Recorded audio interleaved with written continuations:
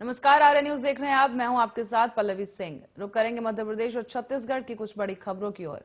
शुरुआत करेंगे सीएम शिवराज सिंह चौहान से। आज मध्य प्रदेश के मुख्यमंत्री शिवराज सिंह चौहान का 63वां जन्मदिन है और हमेशा ही एक्टिव रहने वाले सीएम शिवराज सिंह आज इस खास मौके पर मंदिर में पूजा अर्चना कर सबसे पहले भगवान का आशीर्वाद लेने पहुंचे। आज अपने जन्मदिन के खास अवसर पर उन्होंने अपने अंदाज में ही अपना ये जन्मदिन मनाया। उन्होंने अपने जन्मदिन के खास मौके पर शिवराज सिंह चौहान ने पौधे लगाने के साथ साथ स्वच्छता अभियान में भी भाग लिया और खुद ही साफ सफाई कर लोगों को प्रोत्साहित किया है। मध्य प्रदेश के मुख्यमंत्री शिवराज सिंह चौहान ने आज अपने जन्मदिन के मौके पर पौधारोपण किया और आपको ये भी बता दें कि सीएम शिवराज सिंह चौहान रोजाना पौधारोपण कर लोगों को प्रकृति की देखभाल में अपना योगदान देने के लिए प्रेरित करते आए हैं। सीएम शिवराज सिंह चौहान ने आज उस खास मौके पर मंदिर में जाके पूजा अर्चना भी की और सबसे पहले भगवान का आशीर्वाद लिया। सीएम शिवराज ने अपने नाम से प्रदेश में सबसे लंबे समय और सबसे ज्यादा बार मुख्यमंत्री बनने का रिकॉर्ड भी दर्ज किया है। मध्य प्रदेश के मुख्यमंत्री शिवराज सिंह चौहान आज अपना 63वां जन्मदिन मना रहे हैं और उनका जन्म सीहोर जिले के नर्मदा तट पर बसे एक गांव जैत में हुआ था। और आपको बता दें कि 5 मार्च 1959 को उनका जन्म हुआ था और शिवराज सिंह ऐसे मुख्यमंत्री हैं जिन्हें जनता के बीच रहना काफी अच्छा लगता है। उनके अंदर ऐसी काबिलियत है कि वो अपने स्वभाव से विरोधियों के दिल भी जीत लेते हैं। यही वजह है कि वो जनता के बीच काफी लोकप्रिय हैं। सीएम शिवराज सिंह चौहान इस दौरान जनता से जुड़कर इतनी लोकप्रियता हासिल कर चुके हैं कि 29 नवंबर 2005 को वो पहली बार प्रदेश के मुख्यमंत्री की कुर्सी पर काबिज हुए। मुख्यमंत्री शिवराज सिंह चौहान कहते हैं कि मैं हर दिन पौधे लगाता हूं। हम सभी को जन्मदिन पर पौधे लगाने चाहिए और ऐसे लोगों को भी ऐसा ही करना चाहिए। तो वहीं मध्य प्रदेश सरकार 4.5 लाख नियमित कर्मचारियों को अब केंद्र सरकार की तरह ही 31% महंगाई भत्ता देने जा रही है। ये घोषणा बजट से पहले मुख्यमंत्री शिवराज सिंह चौहान ने की और अपने जन्मदिन के मौके पर विदिशा में 3,000 से लेकर 4,000 तक और तृतीय श्रेणी को 5 से लेकर 6,000 तक, द्वितीय श्रेणी को 6 से लेकर 9,000 और प्रथम श्रेणी के अधिकारियों को 9 से लेकर 12,000 रुपए तक बढ़ा हुआ वेतन मिलेगा। महंगाई भत्ते का लाभ अप्रैल महीने से मिलेगा, जो कि मई माह में देय वेतन में जुड़कर आएगा।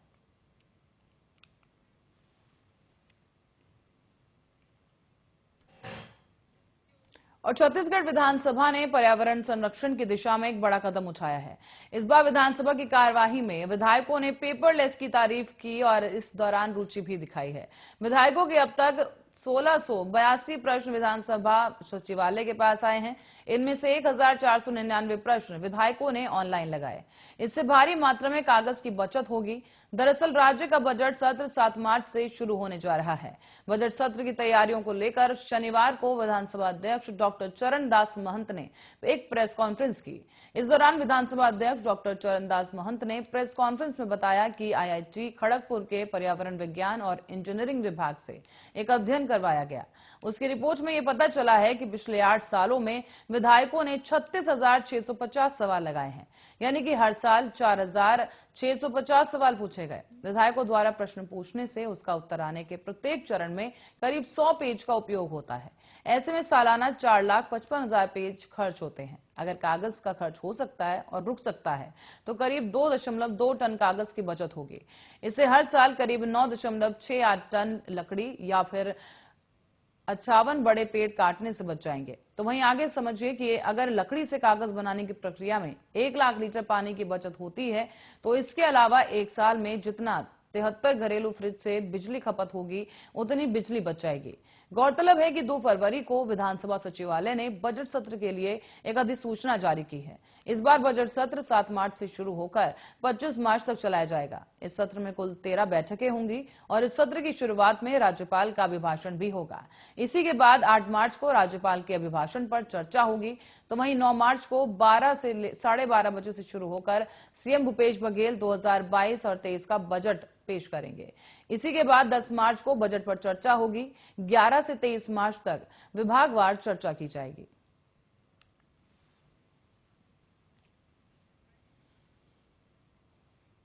और मध्य प्रदेश में एशिया का सबसे बड़ा सोलर पावर प्लांट बनकर तैयार हो गया है। ओंकारेश्वर बांध में फ्लोटिंग सोलर पावर प्लांट में पानी के ऊपर सोलर पैनल बनाकर सूरज से बिजली बनाई जाएगी और ये दृश्य परियोजना पर्यावरण को बचाने के लिए भी काम करेगा। आपको बता दें कि मुख्यमंत्री शिवराज सिंह चौहान का कहना है कि ओंकारेश्वर जलाशय पर 600 मेगावाट क्षमता की फ्लोटिंग और परियोजना वर्तमान परिदृश्य में विश्व की सबसे बड़ी फ्लोटिंग सौर परियोजना है। इसे एक बहुउद्देश्यीय परियोजना के रूप में विकसित किया जा रहा है, जिसमें पर्यटन, कृषि और उद्योग का बेहतरीन समन्वय होगा। इससे भूमि संरक्षण, जल संरक्षण जैसी तमाम उद्देश्यों की भी पूर्ति की जा सकेगी और उपरोक्त परियोजनाएं प्रदेश की सस्ती पर्यावरण मिश्र बिजली के साथ नवकरणीय ऊर्जा जो है उसको भी आबद की पूर्ति करेगी। साथ ही आपको बता दें कि परियोजनाओं से उत्पादित विद्युत का क्रय Madhya Pradesh power management company limited द्वारा किया जाएगा। राज्य की जरूरतों के बाद बची हुई बिजली का क्रय अन्य सार्वजनिक संस्थाओं द्वारा राज्य में या फिर राज्य के बाहर उपयोग के लिए किया जा सकेगा। गौरतलब ये भी है कि प्रधानमंत्री नरेंद्र मोदी द्वारा ग्लासगो में आयोजित COP26 सम्मेलन में देश के लिए साल 2030 तक 500 गीगावाट की नवकरणीय ऊर्जा परियोजनाओं की स्थापना का लक्ष्य रखा गया। इसी उद्देश्य की पूर्ति के लिए मध्य प्रदेश में वर्तमान में कुल 2380 मेगावाट क्षमता की ऊर्जा परियोजनाएं स्थापित हैं। साथ ही लगभग 5000 मेगावाट क्षमता की परियोजनाएं स्थापनाधीन हैं। और इसी खबर के साथ रुकेंगे एक छोटे से ब्रेक के लिए, जल्द हाजिर होंगे।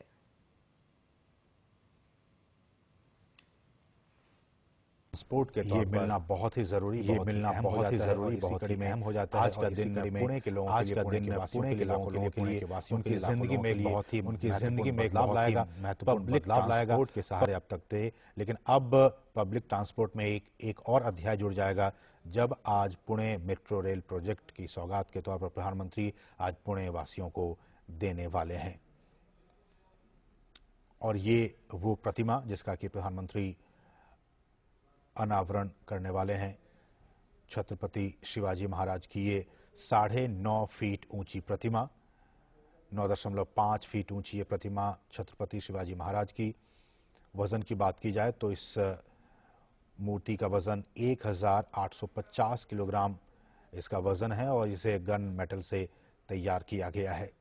तमाम गणमान्य लोग इस मौके पर मौजूद। प्रधानमंत्री अनवील करते हुए बहुत ही महत्वपूर्ण, जैसा कि हम बता रहे थे कि शिवाजी महाराज की एक बहुत ही खास विशेषता, जिसमें कि एक अच्छी संगठन शक्ति की बात की जाए या फिर एक मार्गदर्शक की बात की जाए, उन तमाम क्षेत्रों में शिवाजी महाराज का जो एक योगदान रहा है समाज के लिए, उस लिहाज से काफ़ी महत्वपूर्ण। और इसलिए भी उनकी इसी विशेषताओं को, उनकी इसी महानता को ध्यान में रखते हुए आज इस 9.5 फीट ऊंची प्रतिमा का अनावरण किया जा रहा है।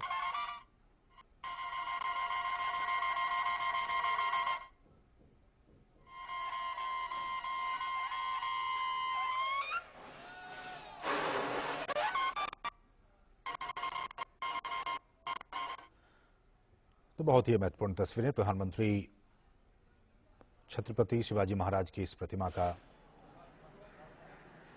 अनावरण करते हुए, और ये वो तस्वीर, भव्य तस्वीर, प्रधानमंत्री पुष्पांजलि, माल्यार्पण और पुष्प अर्पित करते हुए छत्रपति शिवाजी महाराज की प्रतिमा पर 9.5 फीट ऊंची गन मेटल से तैयार ये मूर्ति ये बनाई गई है। न सिर्फ महाराष्ट्र और पुणे के लिए बल्कि पूरे हिंदुस्तान के लिए ये बहुत ही गौरव का पल, गौरव के ये क्षण। और तमाम जो वहाँ पे डिग्नेटरीज मौजूद हैं, गणमान्य लोग मौजूद हैं, वो सभी पुष्पांजलि अर्पित करते हुए छत्रपति शिवाजी महाराज की प्रतिमा पर। और जो एक संगठन शक्ति की बात मैं कर रहा था, क्योंकि आज के दिन ये जानना हम सभी के लिए बहुत ही महत्वपूर्ण हो जाता है कि इन तस्वीरों के पीछे की जो कहानी है, जो समझ है, उसे और भी दुरुस्त किया जाए कि छत्रपति शिवाजी महाराज ने मराठाओं को इकट्ठा करके उनकी शक्ति को एकजुट करने का काम किया था और एक महान मराठा राज्य की उन्होंने स्थापना की थी, एक अच्छे संगठन शक्ति के तौर पर। और आज भारत जो कि विविधताओं से भरा देश है और उसके नेतृत्वकर्ता प्रधानमंत्री नरेंद्र मोदी भारत को एकजुट और एक भारत श्रेष्ठ भारत बनाने की दिशा में लगातार अग्रसर हैं। ये सारी चीजें बयां करती हैं। मार्गदर्शक के तौर पर जब जाना जाता है तो उन्होंने मुगलों के राज्य में एक साम्राज्य स्थापित करने वाले वो एकमात्र राजा थे, हिंदू साम्राज्य स्थापित करने वाले। और न सिर्फ उन्होंने मराठाओं को बल्कि जो तमाम भारतवंशी हैं, भारतवासी हैं, उनको भी एक नई दशा और दिशा दिखाने का काम किया था छत्रपति शिवाजी महाराज ने। और जब भी हम उनका नाम लेते हैं, दिमाग में एक ऐसे साहसी पुरुष की छवि बनती है जो युद्ध कौशल की बात की जाए तो उसमें पूरी तरह से पारंगत थे, और न सिर्फ वो युद्ध कला में बल्कि एक कुशल प्रशासक और रणनीतिकार के रूप में भी वो जाने जाते थे।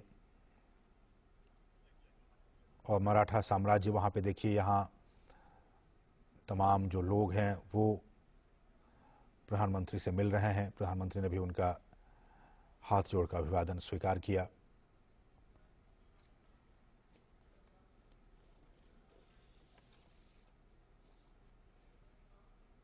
और ये परिसर पुणे नगर निगम परिसर, और यहाँ पे आपने देखा अब से कुछ देर पहले उन्होंने शिवाजी महाराज की जो प्रतिमा है उनका उन्होंने अनावरण किया।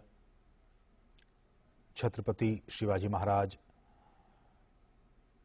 और जैसा कि हम बता रहे हैं आपको कि बहुत ही कुशल रणनीतिकार, प्रशासनिक क्षमता, भारतीय शासक, मराठा साम्राज्य को एकजुट करने और उसे महान बनाने में जिसे एक व्यक्ति का हाथ, वो छत्रपति शिवाजी महाराज।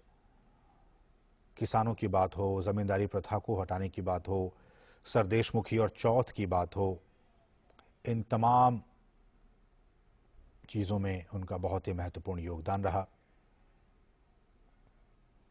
और ऐसा कहा जाता है कि शिवाजी की प्रशासनिक व्यवस्था काफी सीमा तक दक्षिणी राज्यों की व्यवस्था पर भी आधारित थी, और उन्होंने मुगलों की प्रशासनिक व्यवस्था के भी उस पर कुछ छाप दिखती थी, नजर आती थी।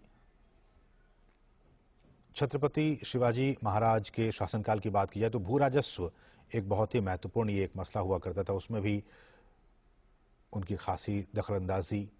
तो ये आज का ये दिन बहुत ही महत्वपूर्ण। प्रधानमंत्री पुणे नगर निगम परिसर में मौजूद, आपने देखा आपसे कुछ देर पहले उन्होंने छत्रपति शिवाजी महाराज की प्रतिमा का अनावरण किया, जो कि 1850 किलोग्राम गन मेटल से बनी ये प्रतिमा है और 9.5 फीट ऊंची है। इस वक्त तमाम लोग उनके साथ मौजूद, उनसे बात करने की कोशिश, उनके साथ एक सेल्फी लेने की कोशिश। हमने अभी देखा जब वो वाराणसी में थे, जब रोड शो कर रहे थे, उस वक्त भी लोगों की दीवानगी प्रधानमंत्री को उनकी एक झलक पाने की। और यहाँ भी आप देख सकते हैं वही दीवानगी, वही लोगों के बीच पुणे के लोग प्रधानमंत्री से मिलने के लिए बेताब, उनकी एक झलक पाने को बेताब, उनके साथ एक सेल्फी लेने को बेताब। विकास पुरुष के नाम से प्रधानमंत्री जाने जाते हैं और विकास के रास्ते पर देश, समाज, राज्य कैसे आगे बढ़े, निरंतर इस दिशा में सोचते रहते हैं देश के प्रधानमंत्री नरेंद्र मोदी। और विकास के लिहाज से आज का दिन महाराष्ट्र के लिए, पुणे के लिए बहुत ही गौरव का दिन, बहुत ही महत्वपूर्ण दिन। छत्रपति शिवाजी महाराज का आशीर्वाद प्राप्त करने के बाद के साथ अब रुक करते हैं बाकी खबरों की ओर। इंदौर में इस वक्त आपको बता दें कि वन विभाग के कर्मचारियों को क्राइम ब्रांच का नकली अधिकारी बनकर लोगों पर रौब झाड़ना महंगा पड़ गया है। पुलिस ने क्राइम ब्रांच के फर्जी अधिकारी को हूटर लगी हुई गाड़ी के साथ पकड़ लिया है। तो वहीं लसूड़िया थाना क्षेत्र में वन विभाग का कर्मचारी क्राइम ब्रांच का नकली अधिकारी बनकर लोगों पर रौब झाड़ता नजर आया। बता दें कि एसीपी राकेश गुप्ता ने जानकारी दी कि पुलिस को मुखबिर की सूचना मिली थी कि क्राइम ब्रांच का एक कर्मी लोगों पर रौब झाड़ते हुए डराता धमकाता नजर आया। सूचना पर जांच में पाया गया कि वन विभाग में कर्मचारी खुद को क्राइम ब्रांच का अधिकारी बताता था। आरोपी ने स्कॉर्पियो पर पुलिस का हूटर और क्राइम ब्रांच का स्टिकर भी लगा रखा था। उसके व्हाट्सएप पर क्राइम ब्रांच के कर्मियों के नाम से सबूत मिल रहे हैं और पुलिस ने कार्रवाई करते हुए वनकर्मी नवीन सोलंकी को गिरफ्तार कर स्कॉर्पियो कार बरामद कर ली है। आरोपी के खिलाफ धारा 401 का मामला दर्ज किया गया और इसके आगे जांच शुरू की गई है। बताते चले कि इंदौर में नकली पुलिस बनकर ये लोगों को डराने धमकाने का पहला मामला नहीं है। इससे पहले भी कई बार ऐसे मामले सामने आ चुके हैं। पुलिस की कार्रवाई के बावजूद नकली पुलिस बनकर आम लोगों को डरा धमकाकर ठगने का सिलसिला रुकने का नाम नहीं ले रहा। इंदौर में अपराध पर लगाम कसने के लिए पुलिस कमिश्नरी व्यवस्था लागू की गई है, लेकिन बदमाश पुलिस से एक कदम आगे बढ़कर अपराध को अंजाम दे रहे हैं। और छत्तीसगढ़ के बस्तर की तस्वीर अब बदल चुकी है। युवा में काबिलियत से देश की दुनिया में नाम कमा रहे हैं। शिक्षा हो, खेल जगत के साथ साथ वो हर तरह से अपने देश का नाम ऊंचा करने में लगे हैं। बस्तर के युवाओं ने ग्लैमरस की दुनिया में भी कदम रखना शुरू कर दिया। जिले के एक छोटे से गांव में पली बड़ी लिपि मेश्राम ने बेहद ही कम उम्र में मिस इंडिया का खिताब अपने नाम किया। ग्लैमरस स्टूडियो कंटेस्टेंट गोवा में आयोजित हुआ था, जहां लिपि मेश्राम बस्तर की पहली कम उम्र की सुपर मॉडल मिस इंडिया का खिताब जीतने वाली युवती बन गई हैं। लिपि के पिता साल 2009 में लोहड़ी गुंडा में नक्सली हिंसा का शिकार हो गए थे और घर के सामने ही नक्सलियों ने उनके पिता को गोली मारकर हत्या कर दी थी। पिता के सपने को साकार करने और कुछ कर दिखाने की ललक से लिपि मेश्राम ने मॉडलिंग शो में हिस्सा लिया। ग्लैमरस स्टूडियो कंटेस्टेंट में देश भर से आए प्रतिभागियों को मात देते हुए पहली विजेता बनी और सबकी सलाह और सुझाव के साथ ही इस राह पर हिम्मत और लगन से निकल पड़ी। लिपि ने बताया है कि कंपटीशन में 4 राउंड पास करने के बाद वो गोवा आने का निमंत्रण उन्हें मिला। गोवा में 4 दिनों तक कई कॉम्पिटिशन्स हुए और एक के बाद एक प्रतियोगिता आगे बढ़ी और प्रतिभागी को पछाड़ते हुए अपनी छाप जजेस पर छोड़कर वो मिस इंडिया का खिताब अपने नाम कर गई।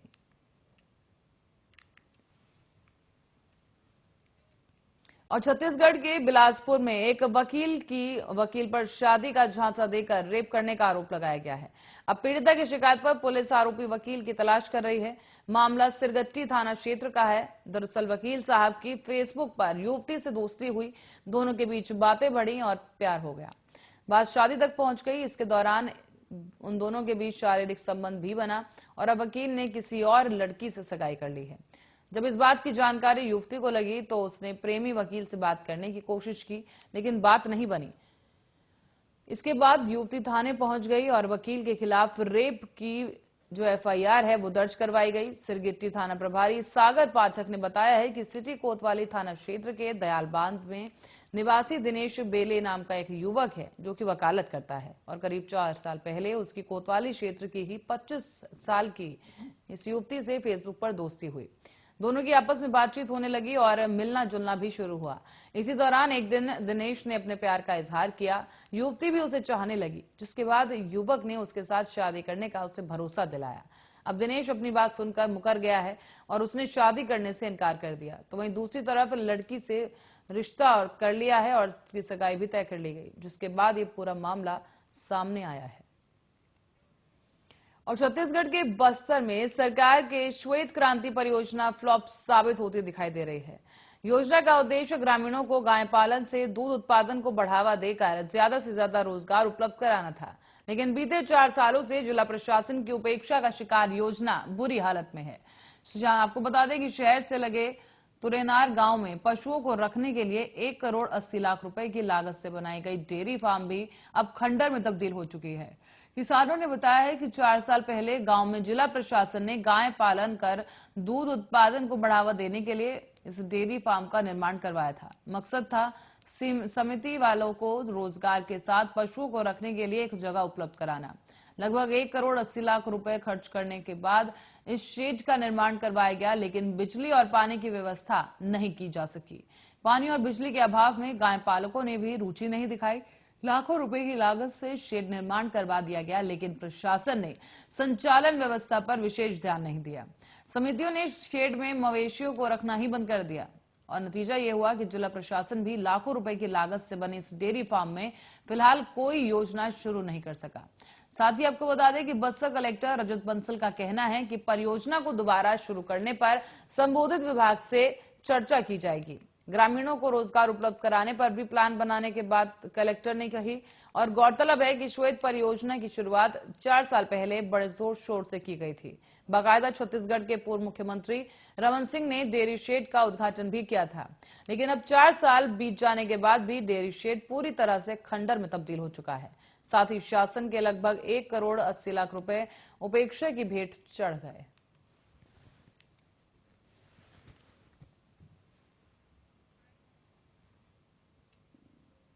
और ऑस्ट्रेलिया के महान लेग स्पिनर शेन वॉर्न के निधन की खबर ने क्रिकेट की पूरी दुनिया को हिलाकर रख दिया है। शुक्रवार की रात की बात है जब शेन वॉर्न के थाईलैंड में आखिरी सांस लेने की खबर सामने आई। बताया जा रहा है कि उन्हें दिल का दौरा पड़ा। हालांकि उनकी मौत की असल वजह अब तक सामने नहीं आई है। शेन वॉर्न की उम्र महज 52 साल थी और वो अपने ही अंदाज में जिंदगी जीते थे। हाल ही में वो श्रीलंका के खिलाफ T20 सीरीज के दौरान कमेंट्री करते हुए भी नजर आए, लेकिन अब ये दिग्गज इस दुनिया में नहीं रहा। उनकी एक लाइफस्टाइल की बात करें तो वो बहुत लेविश जिंदगी जीते थे। देखिए ये रिपोर्ट।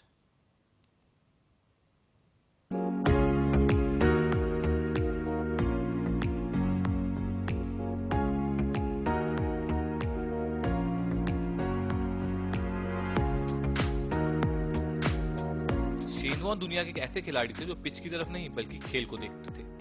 पिच जो भी हो, वे उस पर अपनी गेंदबाजी का हुनर दिखाकर विकेट लेते थे। वह एक ऐसे गेंदबाज थे जिन्होंने अपनी लेग ब्रेक गेंदबाजी से दुनिया के बल्लेबाजों को छिटकने पर मजबूर कर दिया था। जितने बेहतरीन गेंदबाज थे उतना ही बेहतरीन उनके जीने का तरीका था। 10 गुना ज्यादा कमाई शेन वॉर्न अपने मैचेस से कर लिया करते थे। उनकी लाइफस्टाइल की बात करेंगे तो उनके जीने का तरीका काफी लैविश था। तो चलिए जानते हैं शेन वॉर्न की जिंदगी के बारे में। 145 टेस्ट मैचों में 708 विकेट लेने वाले शेन वॉर्न लग्जरी लाइफ के लिए मशहूर थे। उसी तरह उनका यह घर भी मेलबर्न स्थित इस घर में आधुनिक सुविधाओं की कोई कमी नहीं थी। Bathroom attach 5 bedroom, wine cellar, bar, home theatre, swimming pool और स्पा समेत ऐशो आराम की तमाम चीजें उपलब्ध हैं। शेन वॉर्न के पास एक अपर फ्रंटली गली, विक्टोरिया और ऑस्ट्रेलिया में एक लग्जरी डिजाइनर हाउस था। इसके अलावा शेन वॉर्न के पास पूरे देश में कई रियल एस्टेट संपत्तियां भी हैं। शेन वॉर्न के कार कलेक्शन की बात करें तो इनका कार कलेक्शन भी काफी लैविश है। शेन वॉर्न के पास दुनिया की कुछ बेहतरीन लग्जरी कारें थी। बेहतरीन कारों की लाइन में मर्सिडीज SUV भी शामिल है। मीडिया रिपोर्ट्स के मुताबिक शेन वॉर्न की कुल संपत्ति लगभग 50 मिलियन अमेरिकी डॉलर है। अगर इसे इंडियन रुपए में देखेंगे तो इनकी कुल संपत्ति 3 अरब 82 करोड़ है। उन्होंने BCCI, IPL और अपने निजी बिजनेस से इतनी बड़ी संपत्ति बनाई है।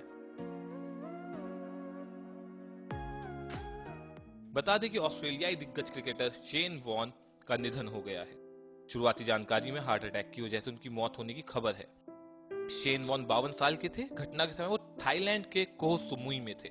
शेन वॉर्न के मैनेजमेंट का काम देखने वाली कंपनी ने उनकी मौत की खबर दी। जानकारी के मुताबिक शेन वॉर्न अपने विला में अचेत अवस्था में पाए गए थे। Bureau report, Arya news.